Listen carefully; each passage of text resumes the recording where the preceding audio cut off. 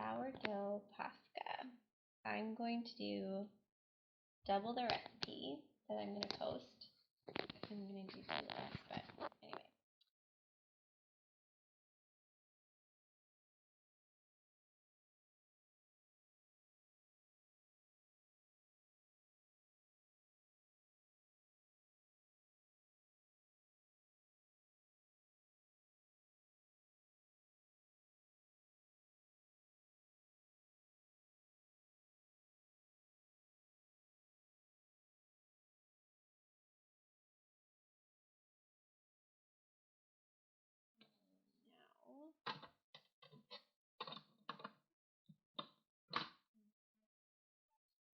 Put it in the mixer. I'm just going to let it go for like 10 minutes or so until it's really well kneaded.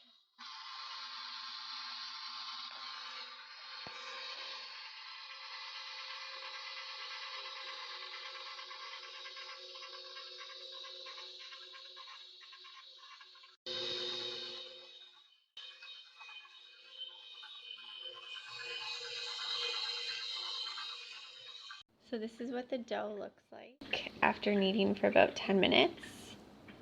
It's sticky, but it's not really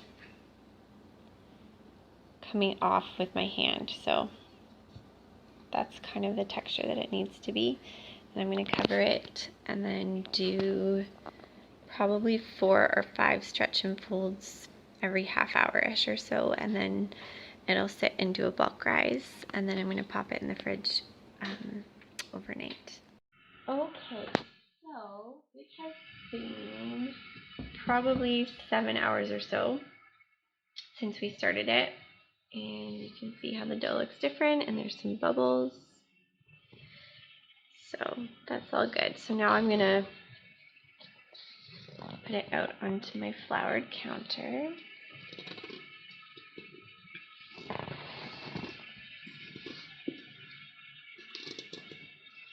And I have to split this into 2 because I doubled up on the recipe. So I'm going to do 1 more stretch and fold. It's nice and smooth now.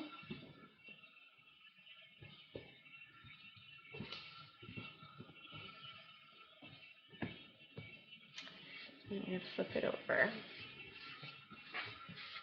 Make it into a little ball.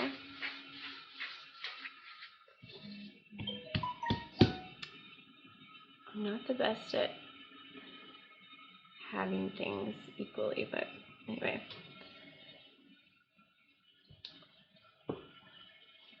Okay. So then these, to shape them into a loaf for the pan, we're going to use one of these guys, and they're buttered. I'm going to roll this loaf up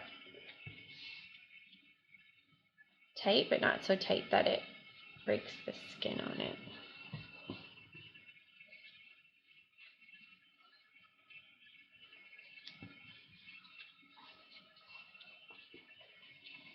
Okay. And just lay it in there. And I'm going to do the same thing to this one.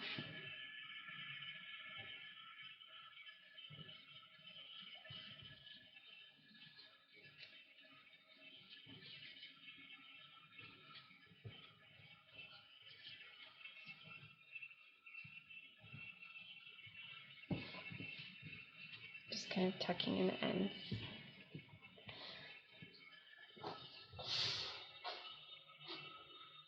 See, I think this one's bigger. Get it right. Anyway, okay, so now I'm just going to cover these both up.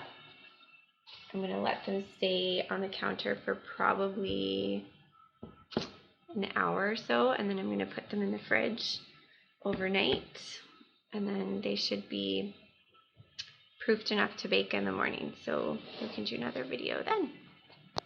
Okay, so these are the 2 loaves. I took them out this morning and they had not risen to my liking. So I left them at room temperature for probably It's been about 5 hours actually. So I think next time I would let them rise maybe like 2 or 3 hours at room temp before I put them in the fridge, but it was late last night, so I didn't.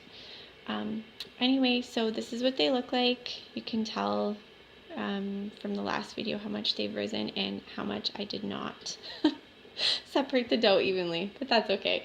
So now I'm going to pop them in the oven. The oven's at 475, and I'm going to put them in for, I'm going to do 25 minutes, but I'm going to turn the temperature down to 400, and then set the timer for 25 minutes.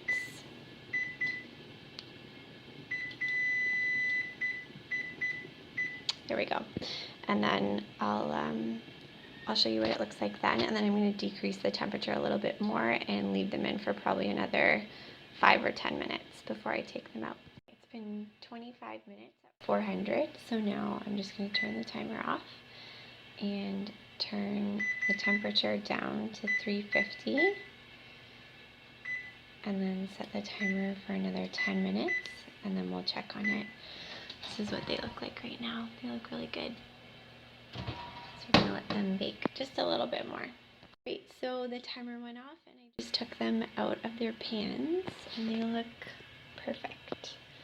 Not too dark. You don't want it to be too dark because Paska needs icing. So I'll post a recipe to just a simple buttercream. I never usually take measurements when I'm making that, so I will approximate what I do for that, and then you put sprinkles on top. So this tastes really good. It's a little bit sweet and just a really slight tang, which normally a Paska would not have, but it's sourdough, so of course there's going to be a little bit of a tang, but it's really good, light and fluffy like a regular Paska would be. So if you try it, enjoy.